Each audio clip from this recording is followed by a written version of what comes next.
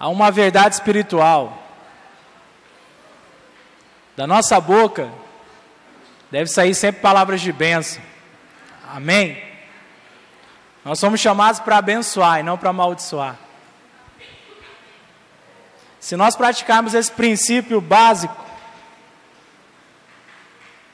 mas muito profundo, nós vamos ter resultados muito diferentes a qual nós temos. Porque todas as vezes que nós abençoamos, nós liberamos as pessoas para que elas possam prosperar.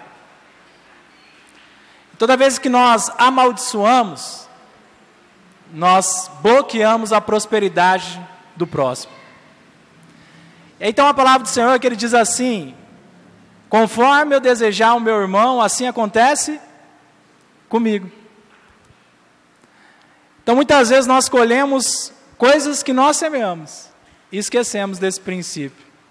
Por isso que da nossa boca só deve sair bênção, nunca maldição. Porque nós éramos malditos e fomos encontrados. Diante do Senhor nós éramos desprezados, mas mesmo assim Ele escolheu e nos resgatar. Abra sua Bíblia em Isaías capítulo 9. Acabamos de cantar isso. Acabamos de entoar esse cântico. Declaramos ele diversas vezes e talvez não entendemos a profundidade dessas coisas. Isaías 9, versículo 1. Vou ler 7 versículos aqui. Mas para a terra que estava aflita, não continuará a obscuridade. Deus, nos primeiros tempos, tornou desprezível a terra de Zebulon e a terra de Naftali. Mas nos últimos, tornará glorioso o caminho do mar além do Jordão. Galileia dos gentios.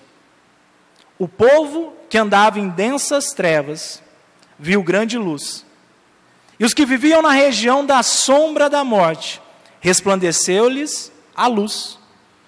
Tendes multiplicado este povo, a alegria lhes aumentaste. Alegraram-se eles diante de ti, como se alegram na ceifa e como exultam quando repartem os despojos. Porque tu quebraste o jugo que estava sobre eles, a vara que lhes feria os ombros e o cetro do seu opressor. Como no dia dos midianitas, porque toda bota que comanda o guerreiro no seu tumulto da batalha, e toda veste revolvida em sangue serão queimadas, servirão de pasto ao fogo. Porque um menino nos nasceu, um filho se nos deu. O governo está sobre seus ombros, e o seu nome será Maravilhoso, Conselheiro, Deus Forte, Pai da Eternidade, Príncipe da Paz. Para que se aumente o seu governo e venha paz sem fim sobre o trono de Davi e sobre o seu reino, para o estabelecer e o firmar mediante o juízo e a justiça, desde agora e para sempre. O zelo do Senhor dos Exércitos fará isso. Amém? Essa é a verdade a qual nós vivemos hoje. E por que eu quero falar da verdade a qual nós vivemos hoje? Porque se eu e você não percebemos aonde estamos, não desfrutamos desse princípio a qual Deus liberou pela boca do profeta Isaías. Preste bem atenção aos primeiros versículos. Ele disse que naquele tempo, nós éramos desprezíveis. Diante dos olhos do Eterno, do nosso Deus, nós não éramos nada. Porque nós não éramos povo escolhido, nós não fazíamos parte do plano de Deus, nós seríamos os resgatados, talvez em um projeto futuro, mas os escolhidos de Deus não éramos nós. Não fazíamos parte dessa preleção. Porém, Isaías, ele continua a dizer que, depois de um determinado tempo, o Senhor olhou para nós. Deus olhou para mim e para você, através da figura do nosso Senhor e Salvador Jesus Cristo. E um tempo Deus decidiu manifestar a sua glória, a sua luz sobre as nossas vidas. Todos concordam com isso? Amém, aprendemos isso. Nós fomos resgatados pelo precioso sangue de Jesus. Nós fazemos parte agora da família de Deus.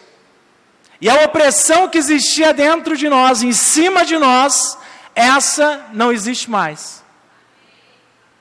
A palavra continua dizendo que o cetro, a carga, o peso, a opressão, tudo aquilo que havia sobre nós, não existe mais.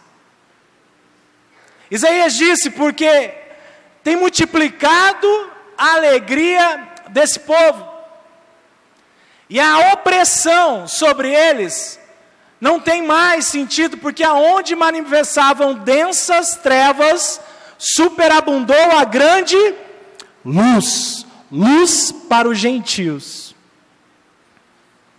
Essa é a nossa situação hoje. Gentios fazendo parte da família de Deus, com a luz manifesta sobre as nossas vidas. Dá para glorificar a Deus por isso? Aleluia! Essa é a palavra de Deus para as nossas vidas. Esse é o decreto espiritual para esse tempo, para mim e para você. Enquanto nós lutarmos com a verdade de Deus, enquanto nós aceitarmos uma verdade que não vem de Deus, nos sentiremos cativos. Porque o estado da fé é crer exatamente nas coisas que não se veem. A fé envolve não o psique do homem. A fé não envolve intelecto. A fé não envolve provas, comprovações. A fé é a declaração da palavra de Deus para mim e para a sua vida. A fé é ler esse texto e receber o que você já recebeu. Talvez equivocamos quando dizemos receba, porque nós já recebemos. E talvez quando eu ministre, ou algum irmão ministre e fala, receba nessa noite tal benefício, é redundante a palavra de Deus. A palavra de Deus, ela disse que nós já fazemos parte desse cenário. Não há cativeiro sobre nós. Não há cativeiro. As forças espirituais,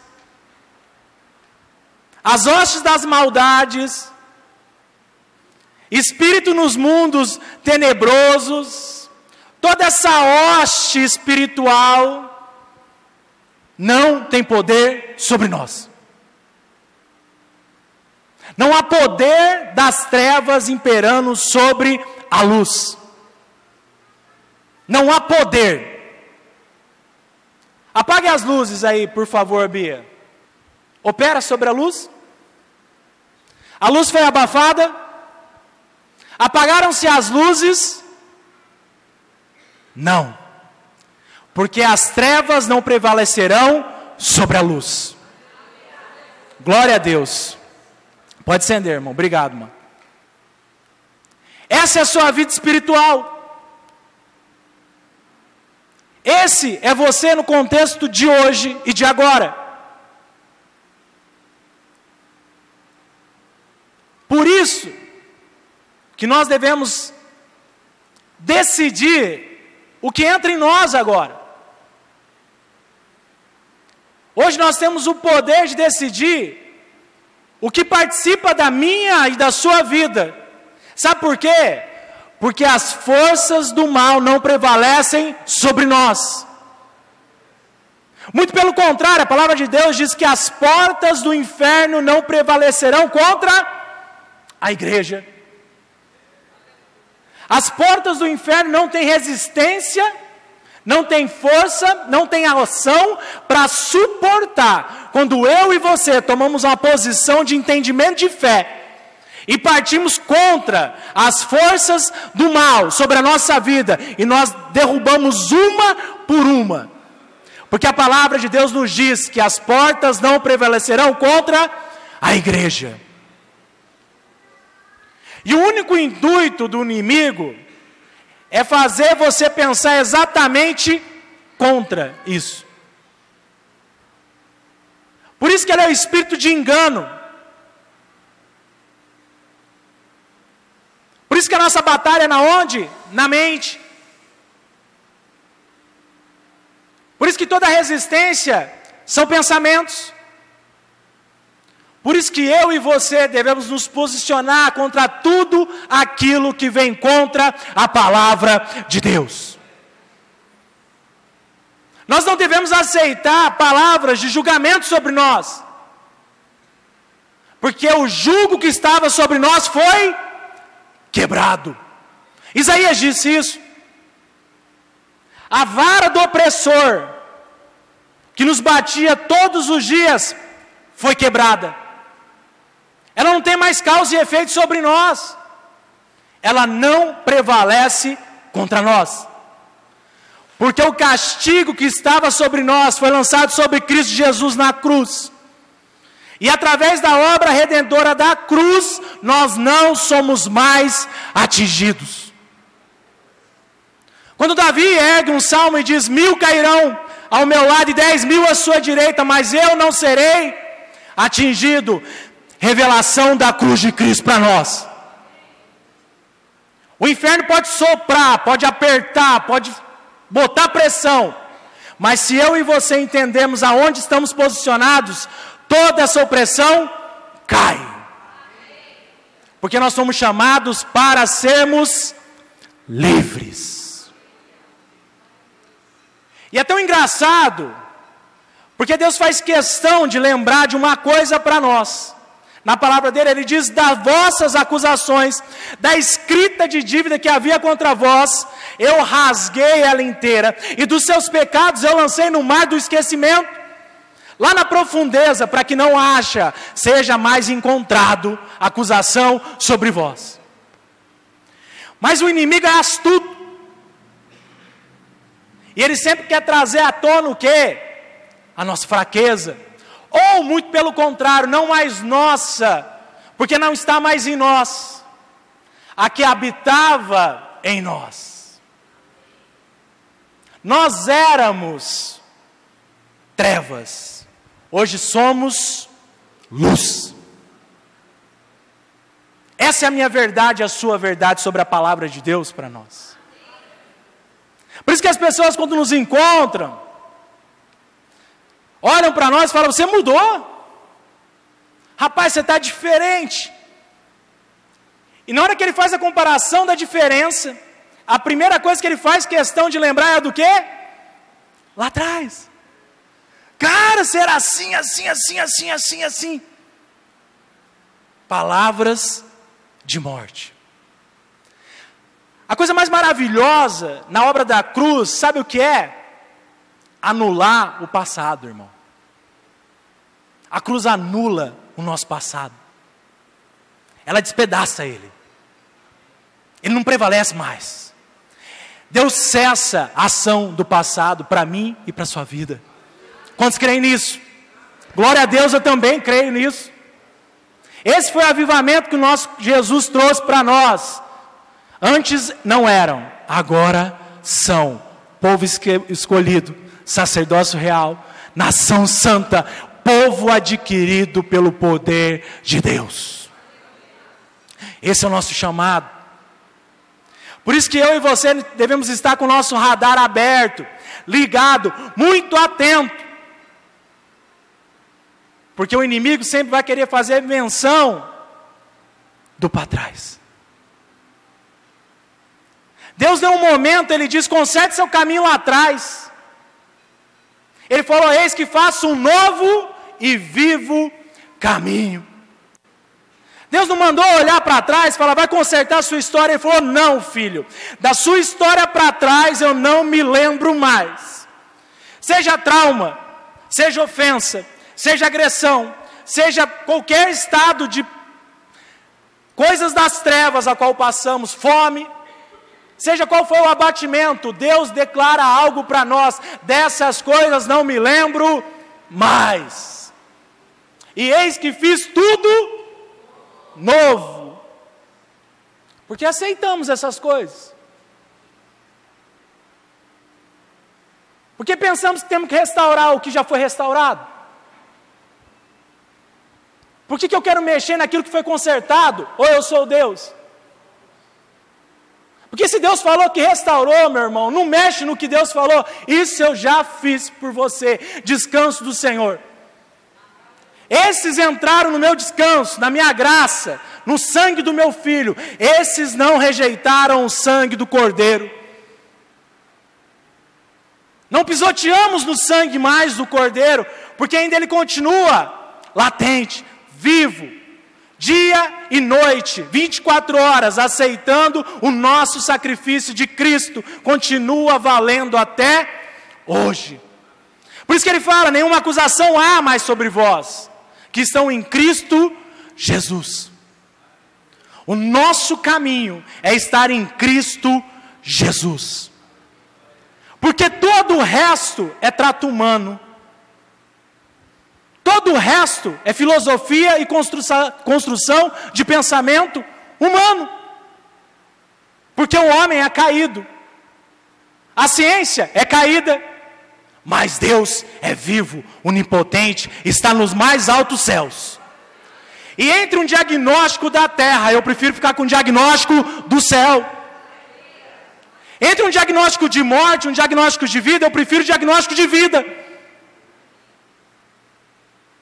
Porque Deus nos deu vida e vida com abundância. Muitas vezes nós passamos por momentos difíceis. Muitas vezes a enfermidade tenta prevalecer por nós. Mas aí tem uma chave para nós. Não tem a ver com principado, não tem a ver com demônio, não tem a ver com nada dessas coisas. Tem a ver com a nossa aceitação sobre aquilo. Tem a ver o que eu aceito que entra dentro de mim. Paulo explica isso em Coríntios, capítulo 7, capítulo 11, capítulo 13, quando ele faz menção de comidas consagradas a ídolo. E ele explica algo, o ídolo não vale nada, não tem poder isso. Mas, se você acreditar que isso tem poder, vai manifestar na sua vida. Por isso que nós temos que entender aonde nós estamos. Mas a palavra revela onde nós estamos. Você sabe onde você mora? Você sabe onde você habita? Efésios 1, 3. Bendito Deus Pai e nosso Senhor Jesus Cristo, que nos tem abençoado com toda sorte de bênção espiritual nas regiões celestiais em Cristo. Assim como nos escolheu nele antes da fundação do mundo, para sermos santos e irrepreensíveis perante ele. E em amor nos predestinou para ele, para a adoção de filhos, por meio de Jesus Cristo, segundo o beneplácito da sua vontade, para louvor da glória da sua graça, que ele nos concedeu gratuitamente no amado, no qual temos redenção pelo sangue, a remissão dos pecados, segundo a riqueza da sua graça. Jesus está assentado aonde? Regiões celestiais. Se eu sou um só com o Cristo, aonde eu estou assentado? Regiões celestiais. E nas regiões celestiais Ele nos abençoou com toda a sorte de graça, de bênção, sem pecado. Eu preciso saber onde eu estou assentado nessa noite. Nós não estamos assentados numa cadeira vermelha na rua Ceará, número 1991. Nesse momento, nós estamos assentados nas regiões celestiais em Cristo Jesus. E quando eu entendo que eu estou em Cristo, nenhuma arma forjada prevalece contra a minha vida. Quando eu entendo que eu estou em Cristo, mesmo que eu beba algo mortífero, não me causará dano. Nós esquecemos dessa grandeza, desse mundo espiritual. Por isso que aceitamos palavras de derrota sobre nós, igreja. Porque quando eu esqueço a minha natureza, onde eu estou fixado, aonde eu estou assentado, o que manifesta em mim, qualquer informação para mim vale. Qualquer informação para mim vale. Qualquer um que encostar em mim e dizer algo sobre mim, vale. Mas quando eu sei quem eu sou em Cristo, e sobre aquele que me chamou e me resgatou, nenhuma palavra prevalecerá contra a minha vida. Nenhuma palavra de maldição. Nenhuma. Eu declaro sobre a sua vida, não existe maldição e nem palavra de maldição sobre nós. Não existe. Não existe trato do passado que prevaleça sobre nós. Quantos creem no sangue do Cordeiro? Quantos creem que Jesus morreu por você? Você crê nisso? A palavra dele diz que o sangue nos purificou de toda a maldição do passado. Não há maldição sobre você. O passado não prevalece sobre você. Essa é a verdade do Evangelho. Esse é o Evangelho de essência em Cristo Jesus. Boas novas, boas notícias. Você estava morto, mas hoje vive eternamente pelos séculos dos séculos dos séculos. Amém, amém e amém. Essa é a palavra que nós cremos. É por isso que nós vivemos.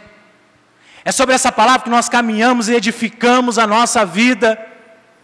Essa palavra que tem que acompanhar-nos quando abrimos os nossos olhos. Essa palavra que tem que soar na minha mente dia após dia. Nem que eu tenha que orar por essas coisas todo dia. Senhor, me dá entendimento para receber de uma vez por todas. Porque a única coisa que nos atrapalha é o nosso entendimento, é a nossa mente. E entramos num cenário de pensamentos com um monte de coisa distorcida, e a palavra de Deus é muito reta, simples e eficaz. Somos salvos, sarados, curados, e nada nos causa dano. Essa é a verdade de Deus.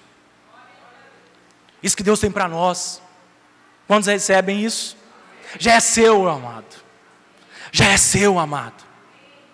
É seu. Eu posso erguer minhas mãos e falar, receba. Não posso transmitir o que você já tem. Você já recebeu. A posse é sua, não é minha.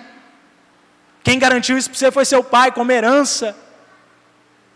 Deus predestinou para isso. Deus não predestinou para buscar essas coisas. A palavra diz que nós não buscaremos, porque as demais coisas serão acrescentadas. E as bênçãos nos alcançarão. Por quê? Porque eu sou aquilo que Deus determinou que nós fôssemos. Abençoados desde o tempo de Abraão. Serão abençoadas todas as famílias da terra. Você mora na terra? Glória a Deus, abençoado que nós somos.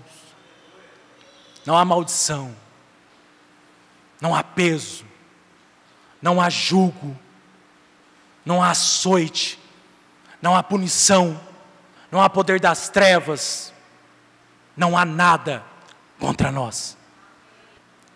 Salmo 82, Deus assiste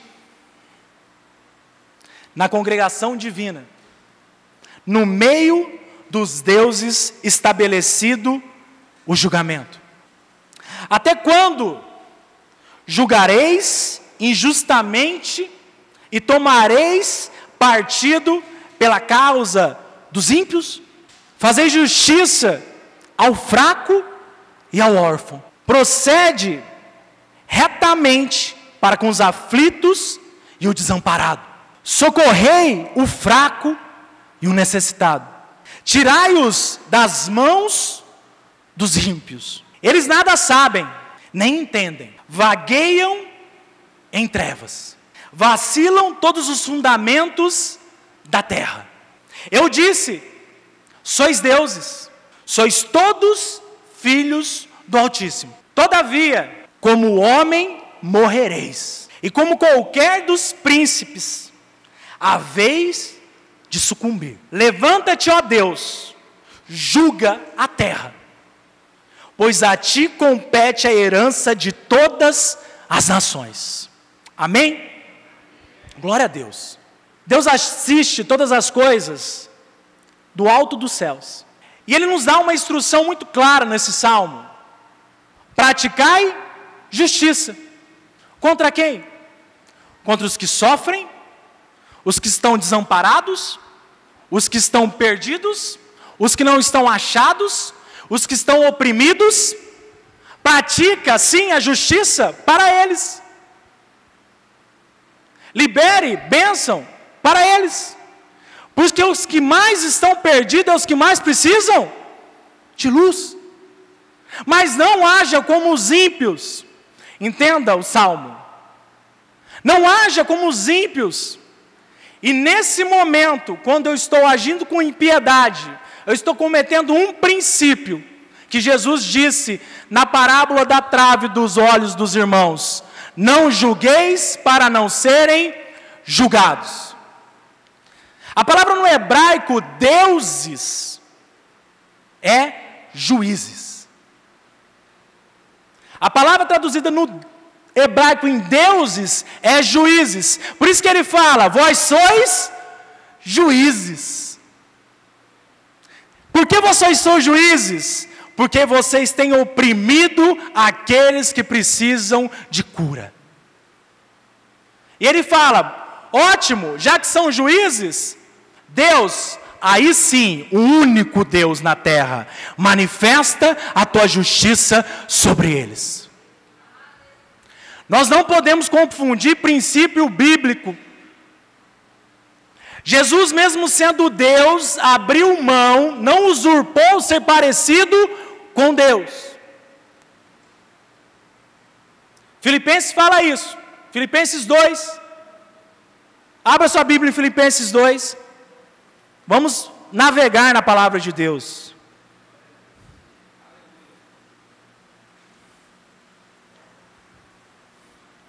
Filipenses 2, 5. Tendo em vós o mesmo sentimento que houve também em Cristo Jesus. Pois Ele, subsistindo em forma de Deus, não julgou como usurpação o ser igual a Deus. Nada se compara a Deus. Princípio de Deuteronômio: não faça imagens e esculturas nos céus e na terra que se compare a Deus. E nem decisões e posições na terra. Não somos Deus. Antes a si mesmo se esvaziou, assumindo a forma de servo, tornando-se em semelhança de homens, e reconhecido em figura humana. Assim mesmo se humilhou, tornando-se obediente até a morte e morte de cruz. Se esse versículo mais claro do que água nos explica que todas as vezes que nós tomamos posição de julgamento, nós nos colocamos no papel de quem? De quem, igreja? Deus, igreja. E quando eu me coloco no papel de Deus, igreja, Deus fala que Ele é um Deus ciumento, que não há outro Deus além dEle, nos céus e na terra. E quando os ímpios se colocam como Deus, fazendo julgamento sobre vidas, decretando palavras de morte sobre vidas, declarando morte em vez de vida, aí sim, o juízo do único Deus vem sobre a terra. Nós precisamos entender esse princípio e não sermos levados a cometer equívocos erros e nos portarmos como autoridade sobre a terra. Não somos juízes, somos ministros do Evangelho da reconciliação em Cristo Jesus. Nós não trazemos espada, a palavra é espada e fogo. Jesus veio para trazer, nós não, nós reconciliamos. Nós levamos palavras de esperança e não de morte. Nós não somos juízes ou deuses, como o salmista declara. Nós não somos isso. Nós somos filhos do Deus Altíssimo, assentados na região celestial, em Cristo Jesus. Quantos creem nisso? Filipenses 1, 27. Vivei acima de tudo, por modo digno, essa é a dignidade do Evangelho, por modo digno do Evangelho de Cristo, para que, ou indo ver-vos, ou estando ausente, ouça no tocante a vós outros, que estáis firmes em um só Espírito, como uma só alma, lutando juntos pela fé evangélica. Não importa perto ou longe, não importa a presença, importa a objetividade nossa. E que em nada estáis intimidados pelos adversários. Não dobre a cabeça para as portas do inferno. Não aceite palavras de morte, não vão nos intimidar. Pois o que é para eles prova evidente de perdição, é para vós outros de salvação. Quanto mais pressionados, mais perto da graça estamos. E isso da parte de Deus. Porque vos foi concedida a graça de padecerdes por Cristo, e não somente de creres nele. Isso é graça. Pois tende o mesmo combate que vistes em mim. E ainda agora, ouves o que é meu. Se nós vemos passar a aflição, estamos passando o que Cristo passou. Nessa hora nós não devemos ser ímpios, amaldiçoar, blasfemar, lançar juízo, porque não somos Deus. O juízo vem do Senhor. A nossa luta não é contra a carne e sangue. A nossa luta é nas regiões celestiais. Só que tem uma vantagem, meu irmão. Eu e você estamos do lado juntinho com Jesus Cristo, do lado do nosso Deus, que é poderoso, poderoso para fazer infinitamente mais do que pedimos, pensamos e possamos imaginar nessa terra. Não nos dobraremos para julgo de ninguém nesse tempo, nem da vida, nem da sua situação, nem de pessoas que te amaldiçoam, porque nenhuma maldição prevalece contra os escolhidos de Deus.